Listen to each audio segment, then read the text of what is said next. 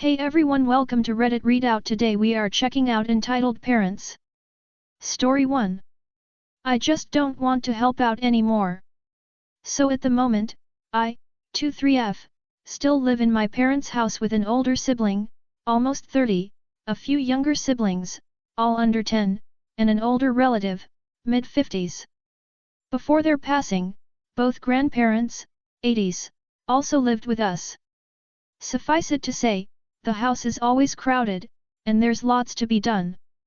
Everything changed when my younger siblings were born, and I went from being largely ignored to only being called upon when something was needed of me. I've given my parents large chunks of my paychecks or helped buy things for the house since I was 17. I've spent up to 15 hours babysitting on my days off, as they would tell, not ask, me to help out and then not give any sort of return time. Even as an adult, I don't go out unless it's to work or go jogging, but I genuinely hate spending pretty much all of the daylight hours prying children off of furniture, dealing with mealtime pickiness, dodging airborne toys and cleaning up unexplained messes, all for free and only rarely being repaid with a thank you.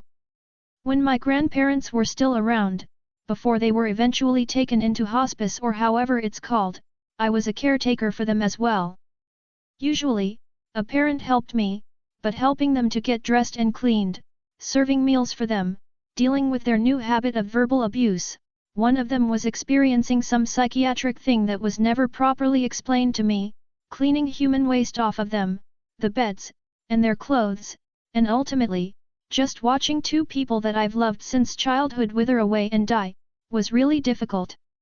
It's been less than 2 years since the last of them passed, and I still can't really talk about them. One of them used to call me at all hours of the night, sobbing and howling from pain or confusion, and I've had to change my ringtone since their passing, as the old one still brings me anxiety and sadness. Today I'm just absolutely spent. Because my family refuses to believe that there's anything wrong with any of us, I quietly deal with everything through herbal supplements, energy drinks, and red wine. I still don't know what I'm doing with my life, evident by the fact that I'm still here, stocking shelves in exchange for pennies, and I can't afford to go to college. In the meantime, I still babysit, occasionally help with an older relative who, due to a life of poor dietary choices, can barely move around on their own, and give money for house expenses. The rest of it is up in the air, though, especially since my parents and older sibling will often try to guilt me into doing more. They don't ask anymore.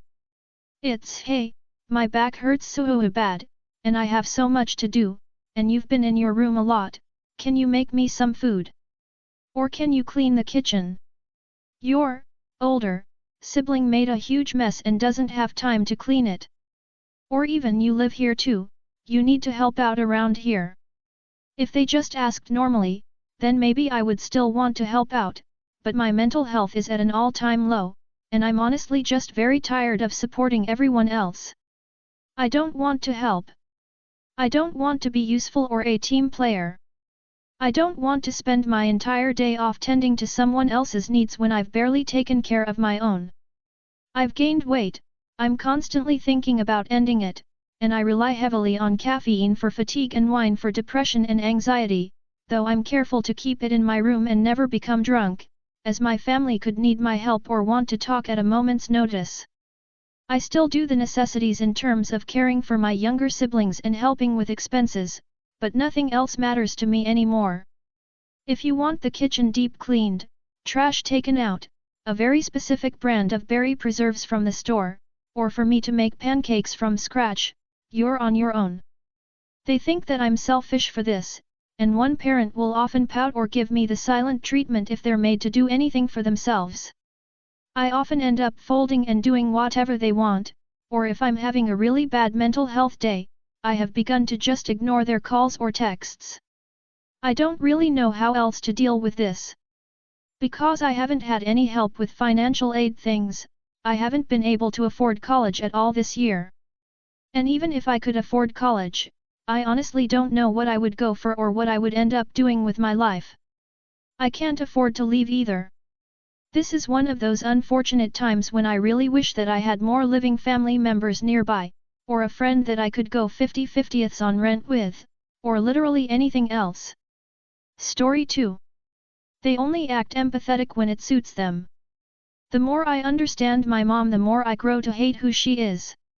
She's the type to act extremely empathic just to contradict everything she's said.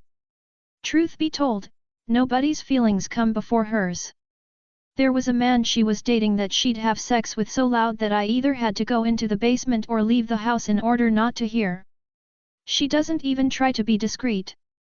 When she's trying to get her rocks off, she could give a fuck about how I feel. But after she ended the relationship, she claimed that she'd never do such a thing again. She claimed that she'd never want me to feel disrespected, that she never wanted me to feel that uncomfortable ever again. She claimed that she doesn't want to jeopardize her relationship with her only son ever again. I know she was full of shit. For a year I've been mentally checked out of our relationship after realizing she'll never take accountability for the abuse she put me through over the years. Recently she began to date a new partner. She informed me pretty soon that he'll be spending the night. I told her that I thought she'd never do something like that again, but she claims that it's her house and she does what she wants. WTF. What is the point of feigning empathy if you're just going to drop the mask just days later? I'd be much better off if she just admitted that she doesn't give a shit about how I feel. I'd be much better off if she was upfront about how much of a manipulative piece of shit she is. But if she did that, she would be exposed. The outside world only sees the angelic persona she puts on, so I'm pretty much defenseless to her abuse. And she gets off on that, pun intended. Story 3. Is my mom in the wrong? So today she got her Shine package and she ordered a robe for me. I said thank you, but then she asked to take pictures for review points and I said okay, since saying no didn't seem like an option. Keep in mind I'm very insecure of my face being online, or people I know finding a photo of me anywhere. She takes 3 pictures and for some of them she asks me to cover my eyes with the robe's hood, but not the rest of my face. So obviously I asked her if she could just doodle black over my face before she posted it.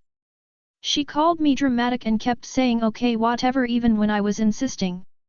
Eventually she got mad and said that she's not even posting them now and started saying things around the lines of me ruining things.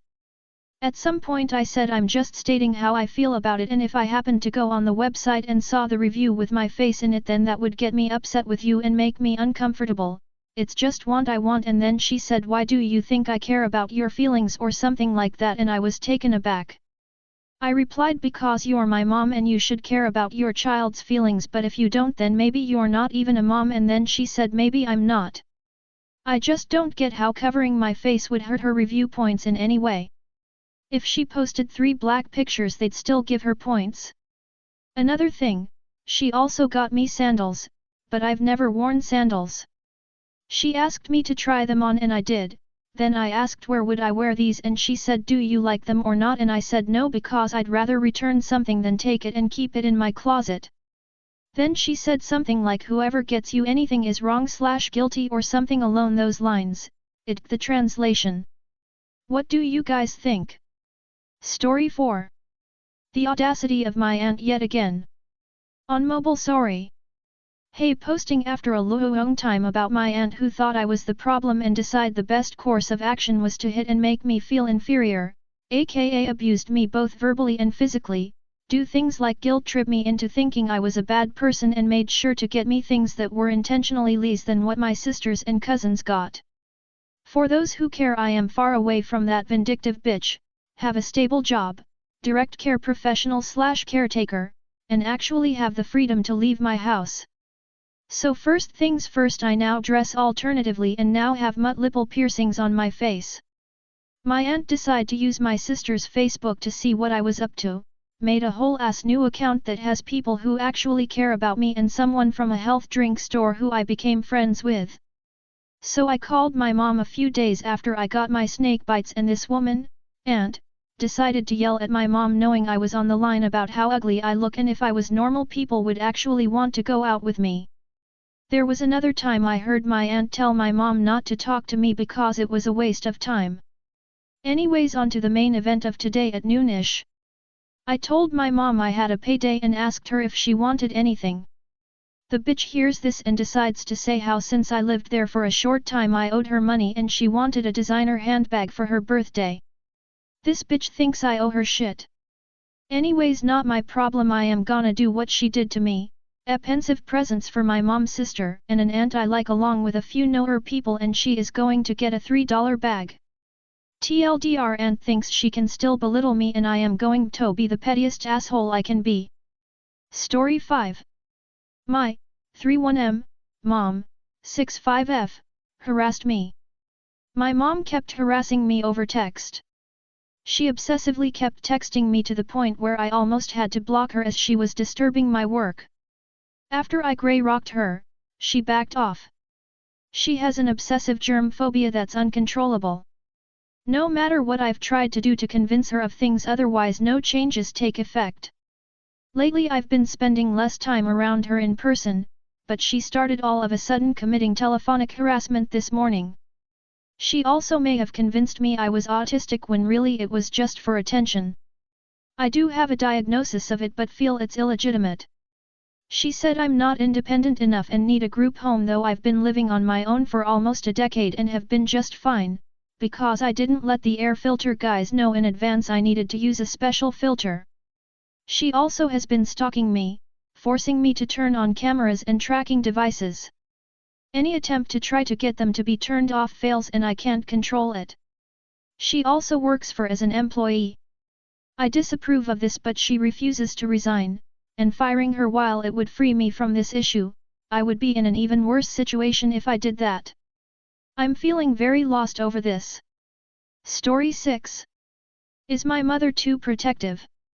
I'm 15 and my mom lets me do very limited things on Grundkopf my autism.